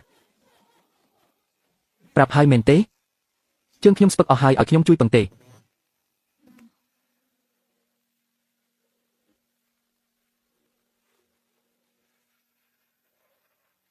វ៉ាន់យូអូនមិនអីទេមែនទេខ្ញុំមិនអីទេចោះបងវិញមិនអីទេគ្រាន់តែត្រូវមួយដៃមួយជើងមិនងាយស្លាប់ទេឈោធ្វើអីទៀតជូតទៅក្បាលបែកហើយត្រូវដេពីធ្នេជូជឺទៅហៅពេទ្យមកចុះអាឡុងវូចង់វាហើយឬនៅចុះអាដាវប៉ាជីវិញចង់អស់ហើយល្អការជិះចាប់របស់ខ្ញុំមិនខាត់ពេលទេពួកឯងឃើញទេបងសានម្នាក់ឯង ដើរម្នាក់ឯងតាមផ្លូវក្រោយភ្នំអាឡុងវូវាមានកាំភ្លើងក្នុងដៃកាំភ្លើងចាស់ខ្ញុំមានសម្លេងកាំភ្លើងផ្ទុះហើយគ្រាប់បែកទៀតបងសានមិនទាំងកិច្ចផងគាត់ដើរទៅធម្មតាអាឡុងវូខ្ញុំធ្លាប់ប្រាប់ហើយបើឯងហ៊ានប៉ះគាត់ទៀតខ្ញុំនឹងកាត់ដៃឯងចោលមួយដៃតែប៉ុណ្ណោះអាឡុងវូអាចឈួតនោះដួលកាប់មុខភ្លាមចុះហាដាវប៉ាជីវិញវាក៏មានកាំបិតជាប់ខ្លួនដែរវាដកកាំបិតរត់សំដៅមកបងសានគ្រាន់តែកាំបិតវាទៅចាក់ជាប់ដើមឈើដកមិនចេញទេហាបងសានវិមួយកែងចំកញ្ចឹងវាដួលដូចជ្រូកងាប់អញ្ចឹងហានៅមាន2នាក់ទៀតចង់រត់បងសានរើសដុំថ្មពីដីផាត់ជើងពួកវាទន់អស់ក៏លុតជង្គង់ចុះបងសានចុះពួកនេះវិញមនុស្សរបស់លោកមេបញ្ជាការចៅនឹងមកដល់ពេលព្រឹកចុះពួកអាឡុងវូបងគិតចាត់ការយ៉ាងម៉េចប្រាប់ហើយថាប្រគល់ឲ្យលោកមេបញ្ជាការចៅចាត់ការទៅមិនមែនរឿងវីតបគ្នាធម្មតារឿងជួញដូរខុសច្បាប់ប្រើហិង្សានឹងមានអាវុធក្នុងដៃជាប់គុកមួយជីវិតហើយត្រូវតែចាត់ការតាមច្បាប់ចុះរឿងដាវប៉ាឈីវិញពួកក្រៅស្រុកមិនមែនមានតែម្នាក់នេះទេដូច្នេះអ្នកភូមិថ្មប៉ព្រះទឹកត្រូវតែរឹងមាំដោយខ្លួនឯងយប់នេះអ្នកទាំងអស់ឡុងវូនាំមនុស្ស40នាក់នឹងទុក5គ្រឿងមកយើងស្ទើរតែទុកមិនជាប់ទៅហើយចុះបើលើកក្រោយវាលើកមក60ឬ80នាក់ចុះត្រូវធ្វើម៉េចយើងមិនអាចវីតបគ្នាជារៀងរាល់ថ្ងៃទេមិនមែនវីតបទេគឺទៅរកត្រី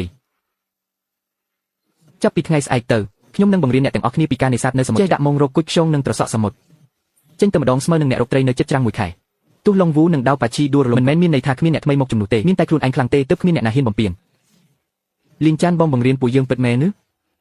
ពួកយើងមិនដែលទៅសមុទ្រជ្រៅទេមិនដែលទៅមិនអីទេខ្ញុំនឹងដឹកនាំទៅដោយខ្លួនឯងទុកទៅតាមទុកមកទៅតាមមកបើមានបញ្ហាអ្វីខ្ញុំជាអ្នកទទួលខុសត្រូវ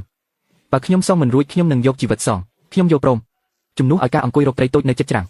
ទៅផ្សងព្រេងជាមួយបងច័ន្ទប្រសើរខ្ញុំក៏យកដែររាប់ខ្ញុំម្នាក់ទៀតក្រុមនេះត្រូវតែបង្កើតឲ្យបាន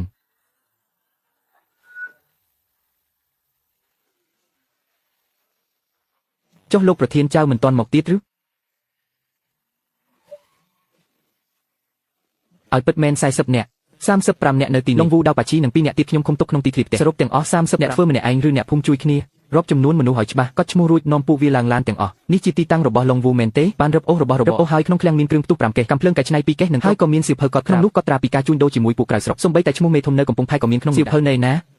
គឺចម្លើយសារភាពរបស់ឡុងវូនិងដាវប៉ាឈីក៏ថតមានផ្តិតមេដៃរួចរាល់ទាំងសាក់សីមនុស្សនិងវត្ថុតាងគឺគ្រប់គ្រាន់ឲ្យពួកគេជាប់គុកមួយជីវិតហើយអាមេខ្លាឃ្មុំនឹងខាងខេត្តតាមដានវិចិត្រកន្លះឆ្នាំតែរោគភស្តុតាងមិនឃើញសោះសៀវភៅកត់ត្រារបស់អ្នកធ្វើឲ្យរឿងនេះបែកធ្លាយទាំងអស់នេះជាសម្ភារដែលដកហូតបានគ្រាប់ផ្ទុះ5ប្រអប់កាំភ្លើង2ហើយទុករបស់ពួកវាទៀតយកទៅឲ្យរបស់ទាំងនេះនៅភូមិមានតែនាំទុកទេអាល្អិតក្បាលអ្នកគិតរឿងអីខ្លះហ្នឹង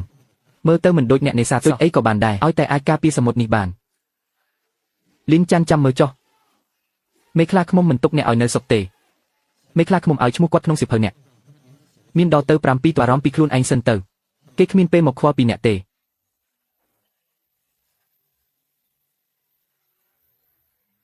េទៅមែនហើយយើងពិតជាអាចកម្ចាត់ពួកអាពាលទាំងនេះបានមែនមិនមែនយើងទេគឺលីងចាន់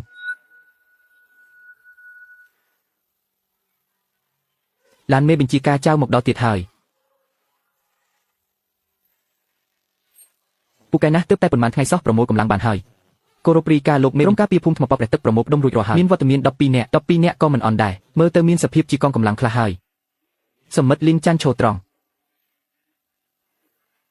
់ហើយសមិទ្ធលីងចាន់ក្នុងប្រតិបត្តិការបង្ក្រាបក្រុមអ ுக ្រិតជនកាលពីថ្ងៃទី12ខែ4អ្នកភូមិបានតស៊ូយ៉ាងអង់អាចដកហូតបានកាំភ្លើងគ្រឿងផ្ទុះនិងគ្រាប់កាំព្រមទាំងទទួលបានភស្តុតាងសំណាក់លើបានអនុម័តប្រគល់ងារកិត្តិយសជូនសមិទ្ធលីងចាន់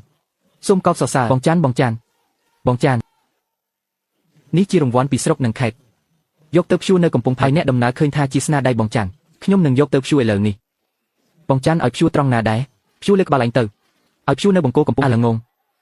លីងចាន់នៅមានរឿងមួយទៀតនេះជាឯកសារថ្មីពីគណៈកម្មការអ្នកដឹងទេថាមេភូមិឃុំធម្មតាដោយសារតែមានទំនាក់ទំនងត្រូវបានគេដកតំណែងហើយអ្នកលើបានពិភាក្សាគ្នាសម្រាប់ចិត្តតែឲ្យអ្នកធ្វើជាមេភូមិធម្មតាហើយក៏ជាមេបញ្ជាលោកមេបញ្ជាការខ្ញុំមិនអាចធ្វើមេភូមិបានទេហេតុអ្វីបើខ្ញុំធ្វើមេភូមិខ្ញុំត្រូវរវល់តែប្រជុំដោះស្រាយបញ្ហាចុះអ្នកណាទៅនេសាទអ្នកណាដឹកនាំកងការពារអ្នកណាទៅរុករកផ្លូវទឹកនេះមិនមែនជារឿងរបស់អ្នកលើជឿជាក់លើអ្នកភូមិក៏គោរពអ្នកលោកមេបញ្ជាការសូមស្ដាប់ភូមិធម្មតាយើងគ្រប់ប៉ុន្មានឆ្នាំមកតែយើងខ្វះអ្នកធ្វើធំមិនមែនទេតែខ្វះខាតនោះគឺអ្នកដែលអាចនាំគ្រប់គ្នាហើយមិនឲ្យអ្នកណាបងសានអ្នកគឺជាមនុស្សម្នាក់នោះត្រូវហើយគឺបងសាននឹងឯងក្រៅពីគាត់យើងមិនព្រមទទួលស្គាល់អ្នកតំណែងមេភូមិឲ្យអ្នកភូមិជ្រើសរើសដោយខ្លួនឯងទ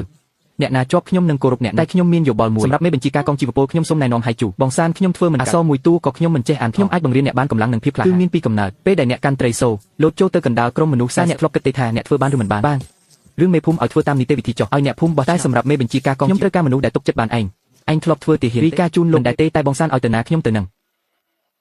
បានចាប់ពីថ្ងៃនេះទៅអញគឺជាអនុមេបញ្ជាការកងជីវពលភូមិធម្មតាចំណែកមេបញ្ជាការគឺបងសាលបងរយៈពេល3ខែបើធ្វើមិនបាននឹងដកបាត់លោកមេបញ្ជាការ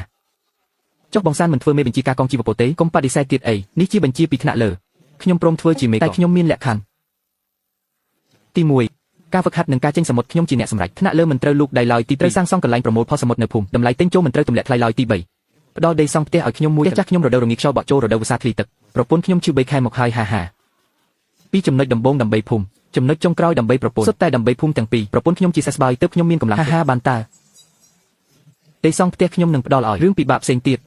អ្នកទៅពិភាក្សាជាមួយតែមានលក្ខខណ្ឌតែមួយគោលសមុទ្រតំបន់នេះអ្នកត្រូវតែការពារឲ្យបានអ្នកធ្វើបានកូនប្រុសខ្ញុំមិនដែលមើលមនុស្សខុសទេអ្នកមិនមែនជាអ្នកនេសាទធម្មតាខ្ញុំក៏មិនសួរពីប្រវត្តិតែចាំទុកសមុទ្រនិងមនុស្សទាំងនេះប្រគល់ឲ្យអ្នកហើយបងចាន់ធ្វើជាមេឃហើយបងចាន់ធ្វើជាមេឃហើយឈប់កុំស្រែកអីរឿងកន្លែងប្រមូលផលសមុទ្រនោះខ្ញុំនឹងពិភាក្សាជាមួយអ្នកកុំទាន់អីចែកផលសមុទ្រថ្ងៃនេះសិនចែករួចខ្ញុំមានរឿងចង់ប្រាប់អ្នកទាំងអស់គ្នារឿងអីស្អែកយើងចេញសមុទ្រនេះទៅកន្លែងដែលឆ្ងាយជាងតំបន់អានជីវទឹកជ្រៅ60នៅទីនោះមានតំបន់នេសាទដែលខ្ញុំចង់ទៅយូរបងចាន់ឲ្យទៅណាយើងទៅនឹ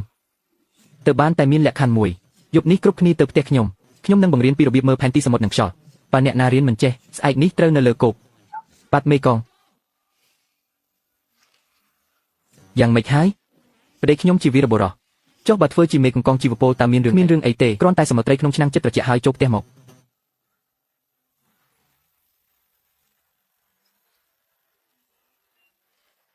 មកជុំគ្នាមកអ្នកណាខ្លះនៅចាំមេរៀនដែលខ្ញុំបង្រៀនកាលពីយប់មិញខ្ញុំចាំបងហោះទៅទីខាងកើតខាងក្រោមមានហ្វូងត្រីហើយមានអីទៀតមើលពណ៌ទឹកបងទឹកខៀវចាស់គឺទឹកជ្រៅទឹកពណ៌បៃតងមិនអាចដាក់មកបានទេល្អណាស់មិនខានឡែងដែលយើងត្រូវទៅថ្ងៃនេះហួសពីតំបន់អានជីវទឹកជ្រៅដល់ទៅ60ស្រីនៅទីនោះអ្នកទាំងអស់គ្នាប្រហែលជាមិនដែលឃើញបងសានតើវាធំប៉ុណ្ណាដែរធំជាងត្រីនៅជិតឆ្នេរយើងទៅចេញដំណើរអូនដឹកនាំទូក2ទៅស្លាប់ឆ្វេងខ្ញុំនឹងដឹកនាំចន្លោះទូកនីមួយមិនត្រូវលើសពី50ម៉ែត្រទេលោកមេក្រុមមើលចុះផ្លេកបន្ទោជីវសាស្ត្រច្រើនណាស់ខាងក្រោមមានរបស់ធំហើយទាំងអស់គ្នាប្រយ័ត្នទីម៉ោង9ក្រោមហ្វូងសត្វសមុទ្រមានសសរទឹកអូនឡោមព័ទ្ធពីខាងឆ្វេងទៅកុំឲ្យហ្វូងត្រីបែកខ្ញែកឲ្យសោះបងសានទឹកជ្រៅ60ម៉ែត្របែបនេះមកអាចចុះដល់បាតទេយប់មិញខ្ញុំបានដាក់ដុំសំបន្ថែមដើម្បីឲ្យវាលិចដល់បាតហើយមកកម្រើកខ្លាំងណាស់ទាំងអស់គ្នាថយក្រោយមករក្សាលំនឹងទុកឲ្យល្អព្រះអើយនេះសុទ្ធតែត្រីលឿងទាំងអស់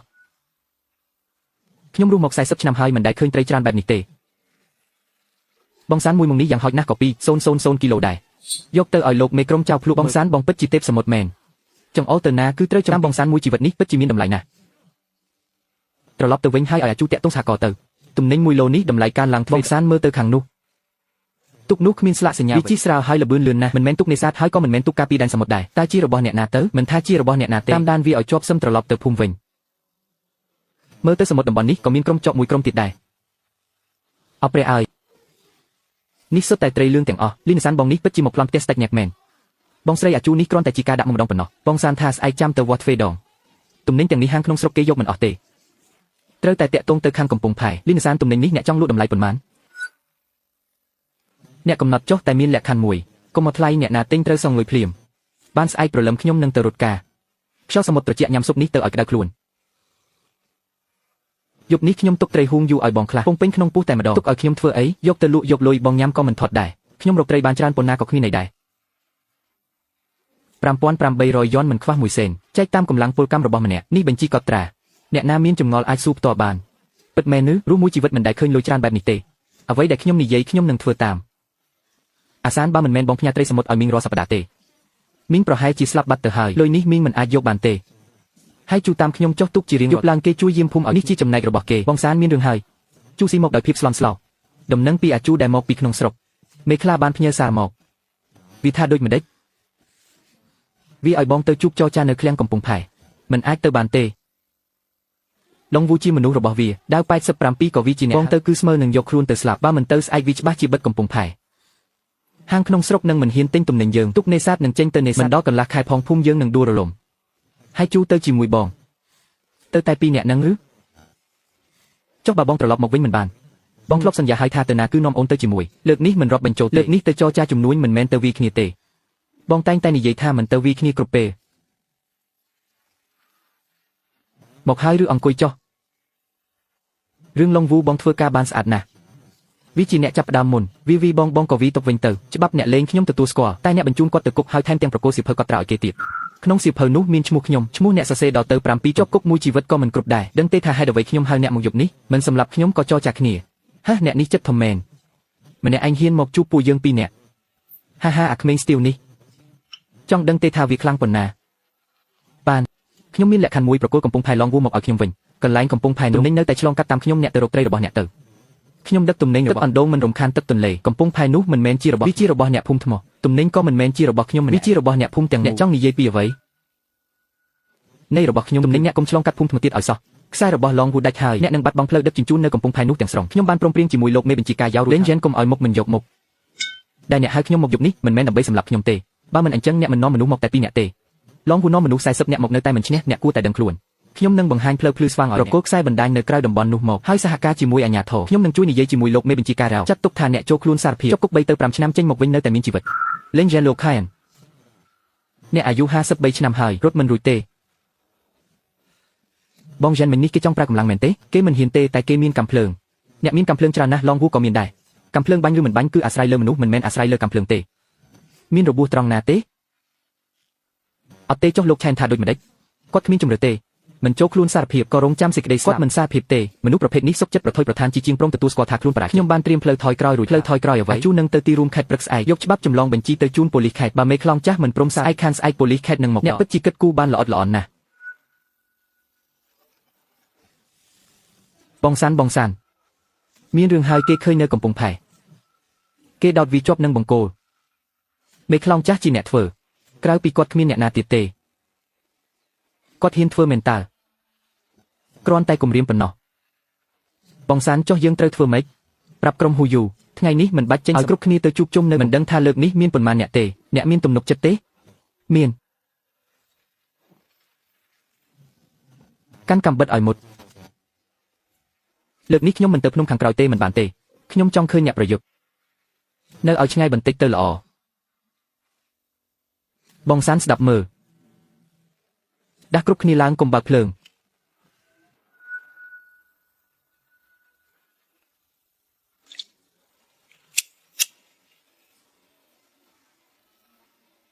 លីនចិនចេញមកមេខ្លងចាស់ខ្ញុំធ្លាប់ប្រាប់ឲ្យអ្នកទៅសារភាពខ្ញុំបានអញ្ជើញភ្ញៀវកិត្តិយសមកជែកជាមួយអ្នកគឺលីងសានមែនទេខ្ញុំឈ្មោះសុងគូមេខ្លងចាស់អញ្ជើញខ្ញុំមកជួយយកកំពង់ផែនេះវិញខ្ញុំឲ្យជំរឿ2ដល់អ្នកមុនពេលថ្ងៃរះស្អែកនាំមនុស្សរបស់អ្នកចាក់ចេញពីភូមិទៅមិនអញ្ចឹងទេយើងនឹងជួយឲ្យអ្នកទៅអ្នកជានរណាស្នាមសាក់លើដៃឆ្វេងអ្នកគឺគួយសឺអ្នកធ្លាប់ឃើញមែនទេមនុស្សទី2ពីក្រោយអ្នកស្មាឆ្វេងគាត់ខូចទី3ម្រាមដៃនាងខាងស្ដាំគាត់ដាច់មួយកង់ទី4ពេលដើរជើងឆ្វេងគាត់អូសបន្តិចអ្នកជានរណាឲ្យប្រាកដអ្នកមិនចាំបាច់ដឹងទេត្រឡប់ទៅប្រាប់អ្នកនៅពីក្រោយអ្នកទៅសមុទ្រតំបន់នេះពួកអ្នកគ្មានថ្ងៃបានជន់ទេបើអញ្ចឹងសាកមើលទៅ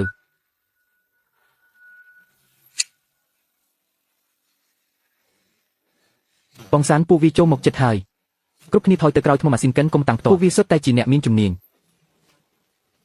រក្សាគម្លាតរៀងត្រីកោណ4ម៉ែត្រប្រើយុទ្ធសាស្ត្រការពារជួរមុខពួកនេះមិនមែនក្មេងទំនឹងទេគឺទាហាន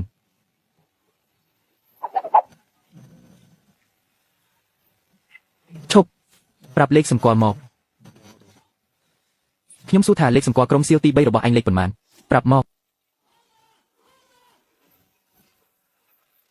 ក្រុមសៀលទី3 5ឆ្នាំមុននៅឈូងសមុទ្រអេដិនយើងធ្លាប់ប៉ះគ្នាម្ដងហើយបងចាងខាងឆ្វេងមាន2នាក់ទៀតមកដល់ហើយកុំភ័យនាំមនុស្ស3នាក់ទៅទប់ស្កាត់ទៅពេលលឺសូរផ្លុំកញ្ចែត្រូវរត់ត្រូវស្រែកហៅឈ្មោះខ្ញុំហៅឈ្មោះបងត្រូវហើយស្រែកឲ្យខ្លាំងទៅលីនចាន់នៅត្រង់នេះ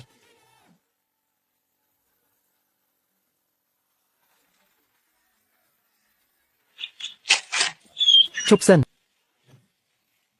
អញលេខ347អញលេខ512 347ឈ្មោះពិត Michael Rodriguez ជនជាតិកាលីហ្វ័រញ៉ាជំនាញខាងបំផ្ទុះ512ឈ្មោះពិតជីនឆឹងជុនជាអ្នកបាញ់កាំភ្លើងវែងមិនក៏អ្នកដឹង5ឆ្នាំមុនក្រុមអ្នកមាន6អ្នកនៅអេដិនគឺខ្ញុំទេដែលបញ្ជូនពួកអ្នកត្រឡប់ទៅវិញ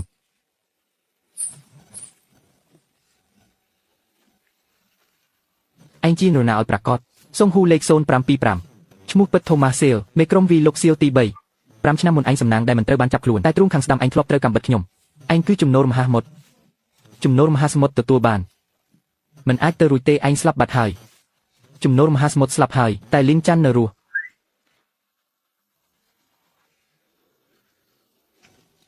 បងចាំងមិនក៏ពួកវាចុះចាញ់ព្រោះពួកវាដឹងថានៅលើសមុទ្រនេះពួកវាមិនអាចឈ្នះខ្ញុំទេសុនហុងមិនមែនអញថាមនុស្សអញខ្លាំងគ្មានគូប្រៀបទេក្រោកឡើងវីមកស្ងាត់មកទៅអញមិនដឹងទេថាអញកំពុងប៉ះជាមួយអ្នកណាថូម៉ាស់ខ្ញុំសួរថាអ្នកណាបញ្ជូនអញមកថៅកែឈៀនជាអ្នកចេញលុយថៅកែឈៀនមិនមានលុយជួក្រុមសៀវទេបើមិននិយាយក៏តាមខ្ញុំនឹងប្រកល់ពួកអញទាំង6នាក់ឲ្យលោកមេបញ្ជាការគេនឹងសួរចម្លើយពីកំហុសដែលអញបានធ្វើគ្រប់គ្រាន់ឲ្យអញជាប់គុកអស់មួយជីវិតគាត់ជាថៅកែមកពីបរទេសគាត់ត្រកូលគីមចង់បានកំពង់ផែនេះដើម្បីដឹកទំនិញលោកអ៊ុំជាអ្នកចេញមុខជំនួសគាត់ទេខ្ញុំមិនដឹងថាគាត់នៅណាទេគាត់គ្រាន់តែបញ្ជាឲ្យខ្ញុំនាំមនុស្សមកដណ្ដើមភូមិថ្មប៉ព្រះទឹកដើម្បីឲ្យគាត់ប្រើប្រាស់កំត្រឡប់ទៅប្រាប់គាត់វិញថាភូមិថ្មប៉ព្រះទឹកនេះគាត់យកមិនបានទេសមុទ្រនេះគាត់គ្មានសិទ្ធិប៉ះពាល់ឡើយសូមទុកជីវិតឲ្យខ្ញុំទៅហាហាខ្ញុំលេងសើចទេចាប់តាំងពីអ្នកជន់ជើងលើសមុទ្រនេះមកអ្នកគ្មានថ្ងៃបានត្រឡប់ទៅវិញទេសុងហ៊ូពួកអ្នកត្រូវគេឡោមព័ទ្ធអស់ហើយដាក់អាវុធចុះឯងខ្ញុំចាញ់ហើយឲ្យឯងត្រឡប់ទៅប្រាប់ដំណឹងមែនទេខ្ញុំមិនល្ងងដល់ថ្នាក់នឹងទេទីតាំងរបស់ត្រកូលគីមសុងហ៊ូមានកំណត់ត្រាក្នុងវិទ្យុតាក់ទងតាមសញ្ញានេះទៅនឹងចាប់បានហើយប៉ូលីសខេត្តកំពុងមកដល់ហើយយប់នេះនឹងចាប់បានទាំងអស់បងសានពួកគេមិនមកទៀតទេមែនទេលែងមកហើយត្រកូលគីមត្រូវគេចាប់បានកាលពីយប់មិញបណ្ដាញរបស់សុងហ៊ូដាច់អស់ហើយលីនសានប៉ូលីសខេត្តបានប្រាប់ថា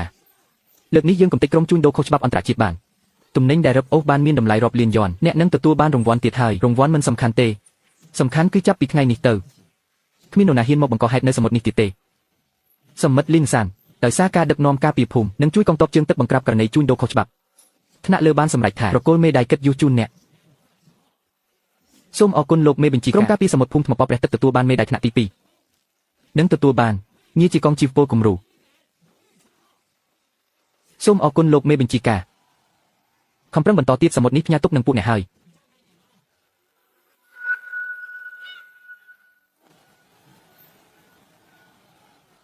អាល្អិតរឿងអតីតកាលរបស់ឯងខ្ញុំមិនសួរនាំទៀតទេតែខ្ញុំមានពាក្យមួយចង់និយាយអញគឺជាទាហានដែលល្អបំផុតដែលខ្ញុំធ្លាប់ជួប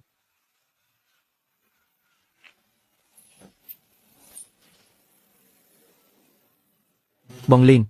ខ្ញុំសាងសង់ផ្ទះជាង20ខ្នងនៅតំបន់នេះផ្ទះអ្នកមិនចាំបាច់ជួសជុលទេរុះរើធ្វើថ្មីជញ្ជាំងអេតដំបូលក្បឿងកញ្ចក់បង្អួតទៀតមិនមែនថោកទេណាបងចេញលុយខ្ញុំជួយធ្វើមួយខែបានទេលីងចាន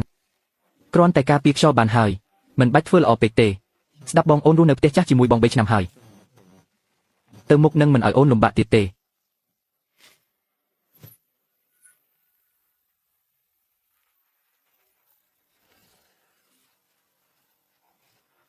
ថ្ងៃនេះជាថ្ងៃអ្វីបងភ្លេចហើយមែនទេថ្ងៃនេះជាខួបអាពាហ៍ពិពាហ៍3ឆ្នាំរបស់យើងថ្ងៃមុនលំបាកពេកបងមិនហ៊ាននឹកដល់ពេលនេះបងចង់រៀបចំថ្ងៃខួបឲ្យបានល្អលីងចាន់បងគិតថាខាងទៀតនៃសមុទ្រមានអ្វីខ្លះគឺជាពិភពលោកដ៏ធំធេងជាងនេះបងនឹងនាំអូនទៅមើលបានទេចាំបងរវល់រឿងនេះចប់សិនបងនឹងនាំអូនទៅទីណាអូនក៏ទៅដែរ